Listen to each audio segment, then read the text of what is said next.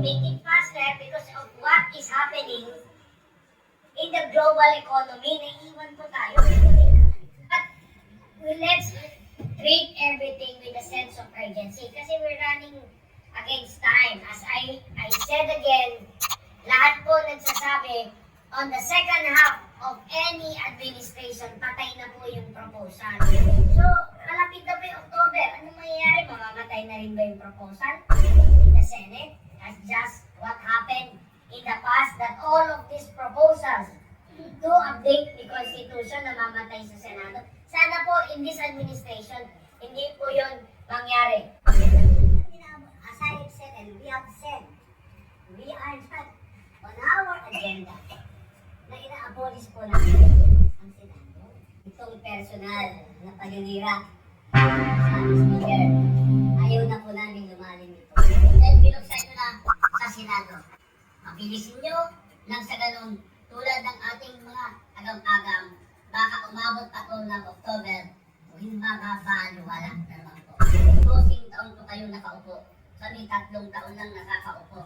Pagkatapos ng 3 taon, pag hindi yan pumasa, i-refile na naman ang panibagong trabaho. Hindi pa kayo naaawa. Napabalik-balik na lang yan. Ang tagal na kung sino-sinong presidente na.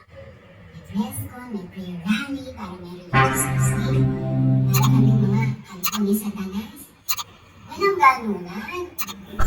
Kaalaman lang tayo. Ikaw nga naman, place yourself in the position of our investors.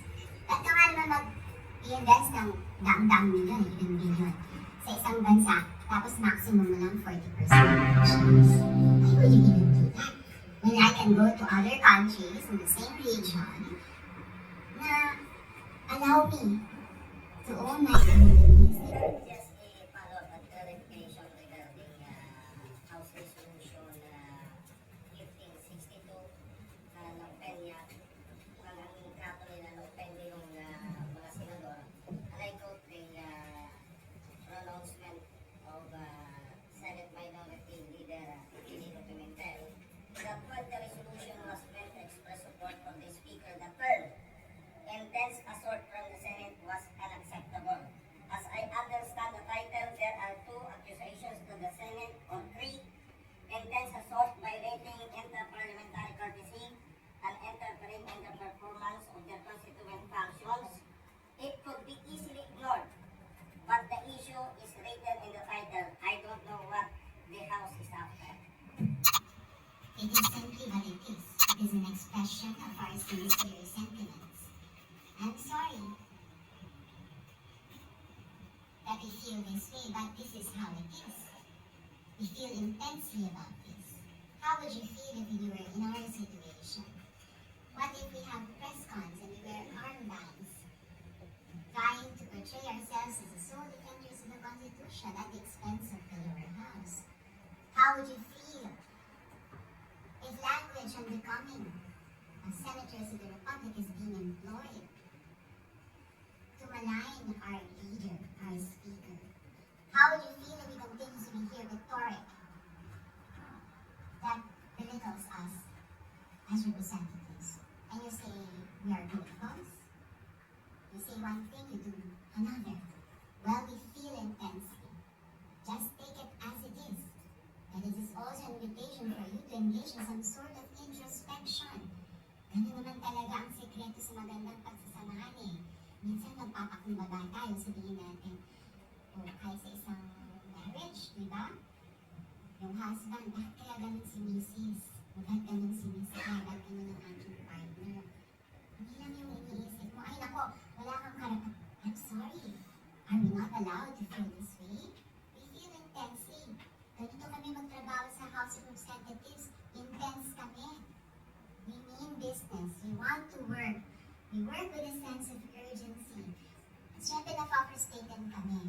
Pero sisingitan mo pa ng ganong mga antics na dress ko, may prayer rally, para may religious crusade, para kaming mga kampo ni Satanas. Walang ganunan. Magkaka-partners tayo. Hindi naman po pwede yung magpapa-pocky points kayo at our expense. Walang ganunan. Because nagkakaisa naman tayo sa ating layunin, which is to serve Filipinos.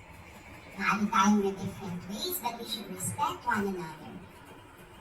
Kahit nga dito sa RDH 6, nagkakaisa tayo. Pero magkaalaman na tayo. Sabi nga ng challenge na majority manics kaalaman na tayo. Be brave enough and courageous enough to say, are you or are you not in favor of amending the economic provisions? Habang ang ating buong bansa ay naghihintay for more investors, alam niyo, itong empathy na ito, mapapractice nyo. It's really common sense. Marami kasi ako narinig ng mga, fathers of the Constitution, I respect them, but maybe they're kind of out of touch na rin siguro. And they should listen maybe to the investors. Ikaw nga naman, place yourself in the position of our investors. Ba't ka nga naman mag-invest ng daang-daang million, even billion, sa isang bansa, tapos maximum na lang 40% ng shares? Why would you even do that? When I can go to other countries in the same region na allow me to own my companies. Hindi naman binibenta natin ang ating bansa. Just something to ponder on. It's just so basic. Kasi nanginayan ko, if you have this golden opportunity, you started the ball rolling and you applauded. In fact, naniniwala kami, kaya niyo yan. Pero for you to want to sit on it, in October, then you know for a fact that it's just actually killing the bill already. So, sama na kami dun sa kill the bill na yan. Pati nga ako, yung aking social equality bill, 24 years old na. At pati yung mga LGUs, meron sila kanilang mga anti-discrimination ordinances. Hindi pa natin mapasa sa national level, but segue lang po yun, ano po. But to show you the kind of mentality and attitude that we do not want to adopt here in Congress. Sabi namin, work with a sense of urgency because the country expects it from us. Thank you. Gusto ko lang susubay yung kay Congressman Bon, sa ating Geraldine. Alam, baka hindi natin alam ito, no? Yung salary pay grade ng Presidente is 33. Vice President is 32. Ang Chief Justice is 32. Ang Speaker of the House is 32. Ang Senate President is 32. Ang Senate Members of Senate is 31. At ang salary pay grade ng Congressman is 31. So, ibig sabihin, hindi natin pwede i-compare doon. Sa salary grade natin i-compare, pareho lang tayo. Kaya walang lower house at saka upper house sa Constitution. Madyo, if you can have something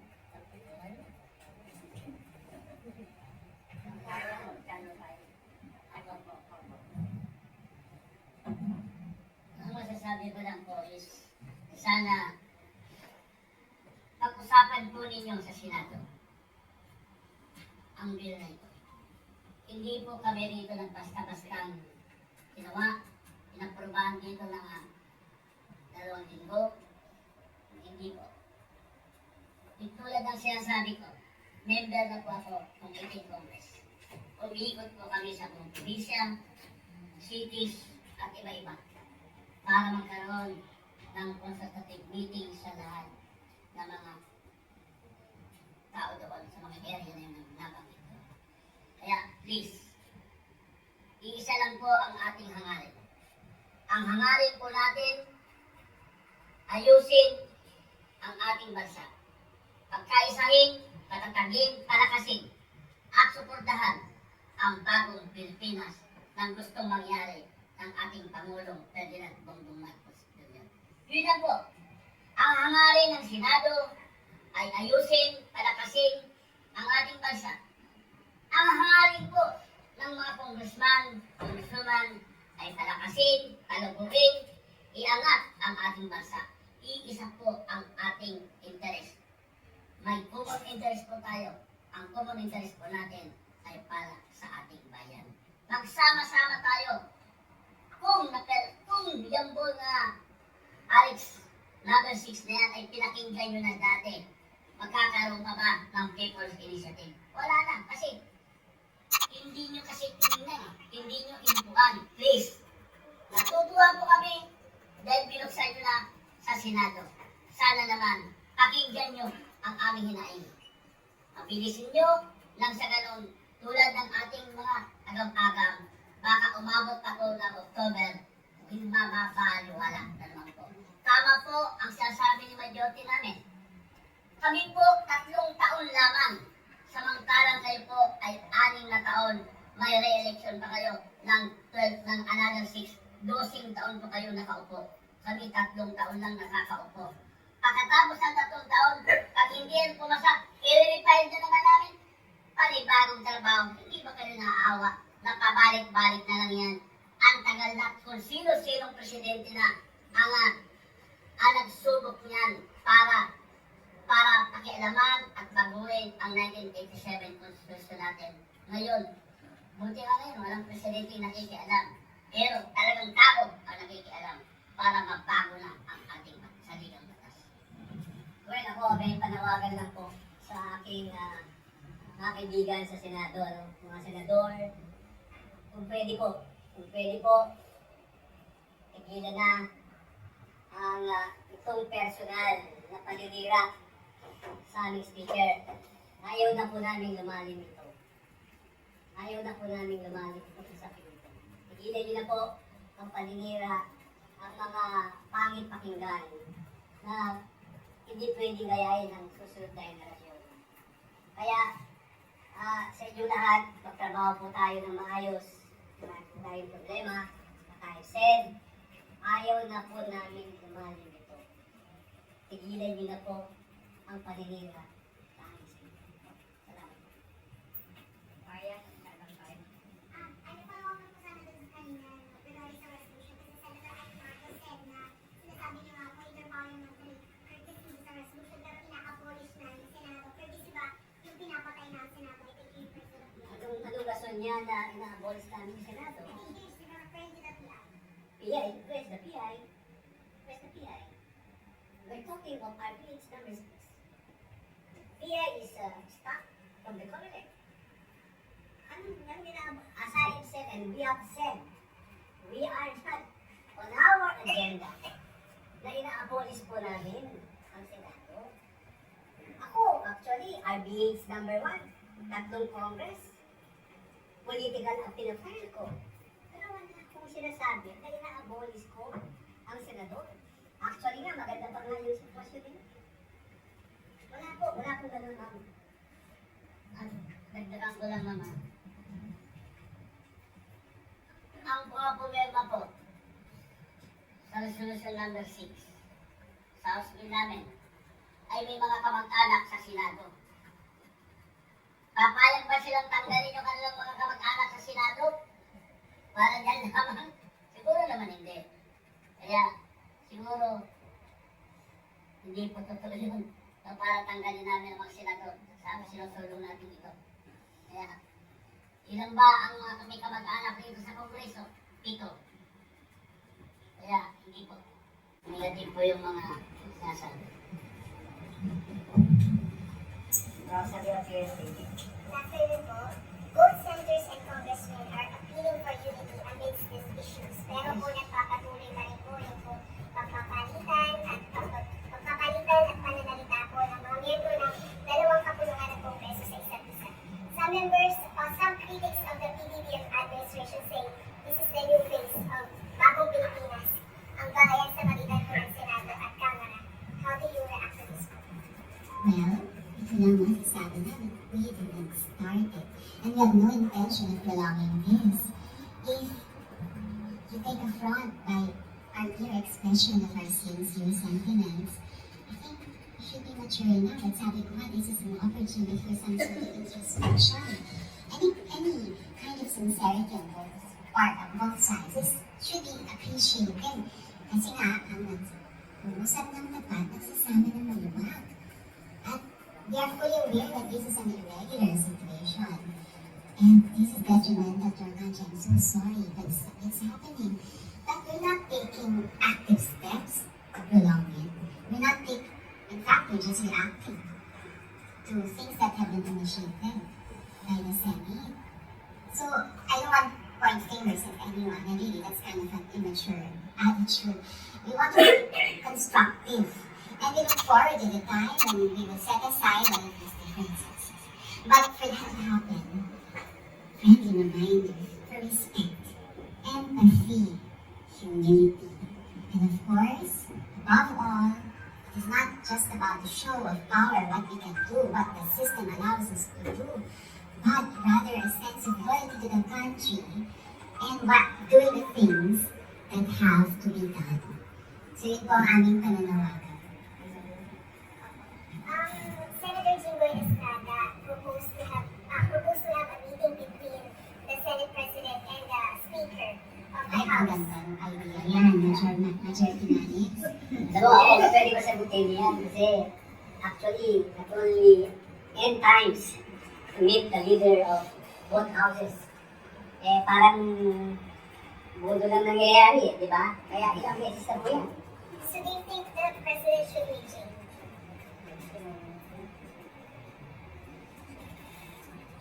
I think it's very clear the House is open to any form of dialogue. They're all civilized and educated people, and we share so many common goals. So rather than focus on our differences, we would like to focus on the things that bind us together, and this is love of our country, and of course, the recognition of the need to amend the economic provisions of the Constitution. Sabi nga namin, there's nothing intrinsically wrong about amending the Constitution. If it were intrinsically wrong, the Constitution said would not have provided means for this to happen. 3 formulas pa nga ang pinasuggest ng Constitution na nastipulate sa Constitution. So, really, at this point in time, there's no need to demonize constitutional reform. We should be courageous and mature enough to recognize this and set aside all personal considerations. No? Huwag na natin pairalin yung mga pride, ang pataasan ng lihi. Sa tabi na yan yung mga, I don't know, kung may mga hidden agenda, tabi na yan. Basta, focus na po tayo sa trabaho at umaasa po kami sa mababang kapulungan na mayroong kakayahan ng ating mga senador. At naniniwala rin po kami sa sinseridad ni SP Exubili. Sinabi niya, kaya namin yan by Holy Week. There's a will, there's a way. Knowing Speaker Ferdinand Martin Romualdez, Speaker would always be that person who will extend that hand of friendship. No doubt. Kung gusto ng Senado, ng Senate President to meet with the Speaker of the House, the Speaker would always be willing. In fact, I know this for a fact, the Speaker, for a couple of times, exerted effort to update with our counterparts in the Senate. Hindi po, man, it's known to everyone here in the House na we would always want to follow up ano namang nangyayari. Because if we backtrack, even last year, we would always follow up with the Senate counterparts. Ano nang nangyari sa final namin na RBL 6? We filed that with 302 authors last March, last year. Walang nangyari. So, kung ang pag-uusapan natin na ay makikipag-ulong ba yung ang House of Representatives with the Senate, but why not? Of course. But let's treat everything with a sense of urgency kasi we're running against time. As I said again, lahat po nagsasabi, on the second half of any administration, patay na po yung proposal. So, malapit na po yung October. Anong mangyayari? Mamamatay na rin ba yung proposal in the Senate? As just what happened in the past that all of these proposals to update the Constitution na mamatay sa Senado. Sana po in this administration, hindi po yun mangyari. Hi po, Red Mendoza from the Manila Times. First off, I'd like to ask na po, kasi ang dami po, well, yung sinabi niyo po SPS nung Friday na wala daw po nangyayaring on-the-ground signature campaign dun sa isang statement dito. Idalo po kayo ni Senator Gatchalian sa isang reply sa aking tweet. Sinabi, that's not what I heard from the ground. Ano po yung inyong comment doon? Sinabi ni Senator Gatchalian na hindi raw na parang pinapamukha po kayo parang sinungaling sa statement niyo po last Friday. Alam mo, Senator Gatchalian? Yes po. Senator Gatchalian, wala po ako. Nasa abroad po ako ng holiday from December 25 to January 13. Wala po ako nakita problema. So, pagdating ko, pinag-uusapan na po yung PI na yan. Kaya, hindi ko po alam kung paano nangyari yung sinasabi. Second question po from my end. Kasi po, sinasabi po ng ilang mga senators po na Senator Escudero said na the President should rein in House Speaker Ferdinand Martin Romualdez from pushing the People's Initiative. While sinabi rin po ni Senator Angara na bakit di na lang ituloy yung plebiscite ng PI or ng plebiscite ng China sa 2025 isabay doon sa election. What are your thoughts about this plebiscite daw po nung pagpapalit ng Constitution? Isabay daw po to sa 2025 elections daw po, sabi ni Senator Angara. Pupulitika ka nga. Ngayon na, napupulitika na eh. Diba? So, ito yung pananaw ko dyan. We would like our voters, the voters of this country, decide on the matter na yun lang ang pag-iisipan nila. Yes or no lang naman yung tanong doon. Ayaw natin ihalo yan sa isang eleksyon na, you know, if you have candidates for national position, candidates in local election, and you have different groups trying to get elected. Eh, siyempre, mapupolitika eh. We would like to separate it.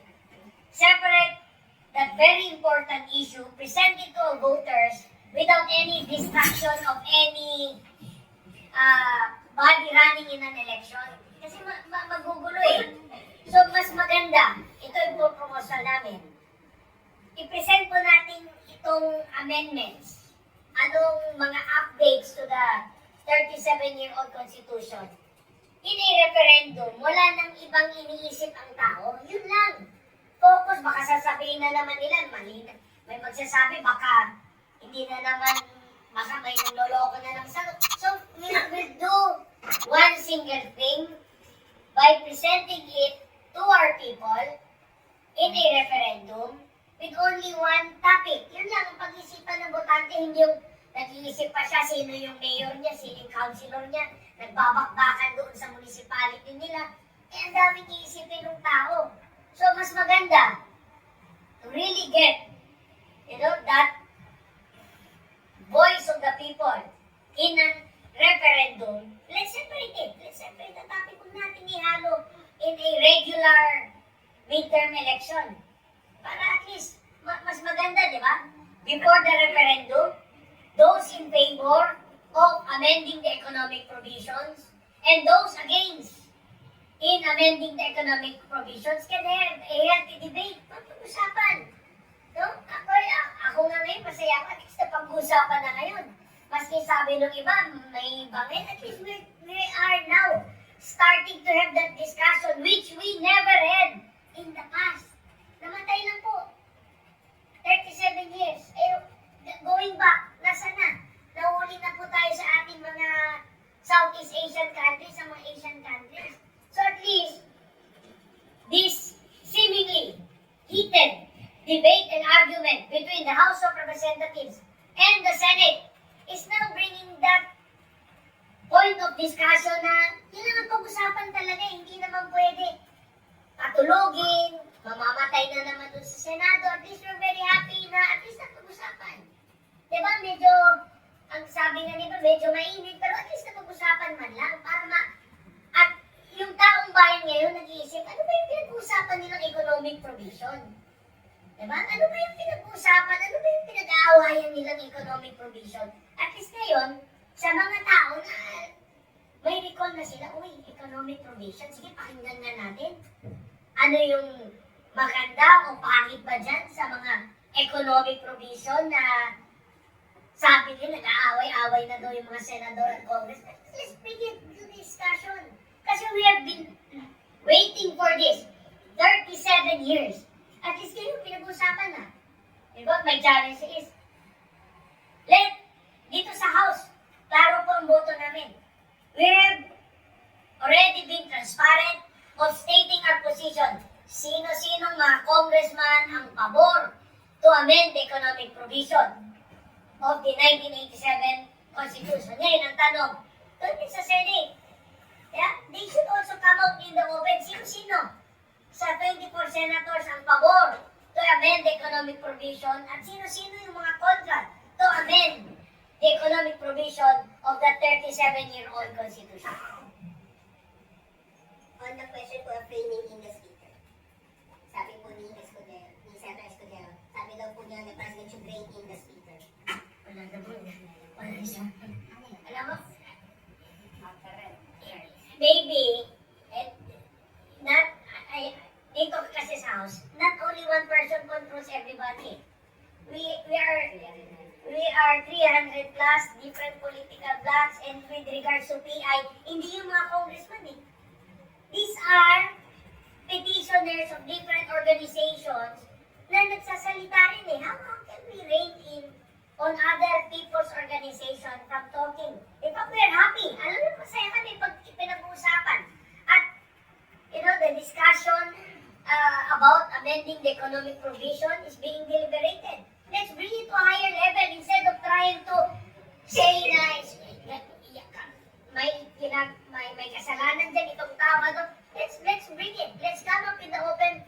Those who are in favor, those who are against, present it to the Filipino people in a separate referendum, separate from the midterm election, and let the people decide. Ang tao po, ang final decision in everything that we'll be doing here. I don't think it is the duty of the President to rein in a House Speaker. We are independent branches of government. The Speaker is not a puppet.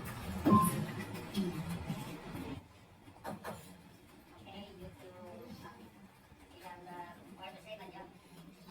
Okay. Kahapon kasi, lahat, halos lumapit yung mga congressmen sa akin. Kasi tinatanong nila yung mga local bills nila. So, I'm trying to calling again the attention of our dear senators. Kung pwede po, kanino naka-refer yung mga local bills namin, paki-inform na po yung bawat mga batas para may report po namin sa ating mga kababayan. Kasi maraming mataas na kailangan dapat dinggin na hindi pa po na-approve. That's why we are going to return again the next Congress. We will apply Section 28.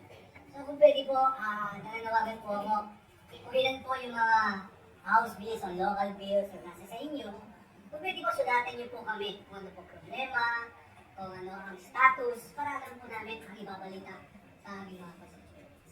Salamat po.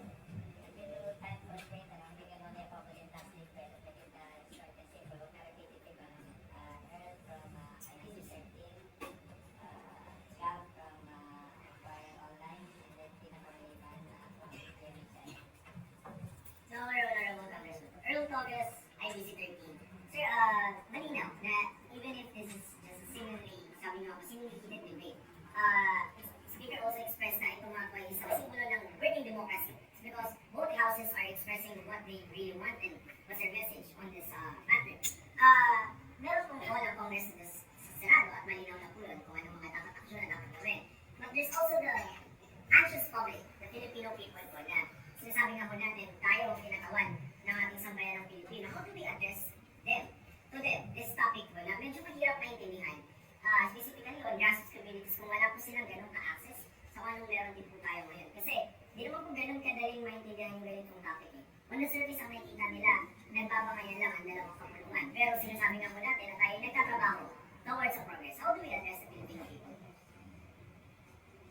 Well, if you want to address the Filipino people, yung pumilitigil yung mga people's organization na nag-e-explain sa mga probinsya at mga munisipyo. Diba? There are a lot of videos going around. There are groups trying to explain to the people. Diba? So, paano? Allow everybody to discuss it kasi para maintindihan ng tao. Okay, Salgado. Sir, maybe, this is the that bill is in the House.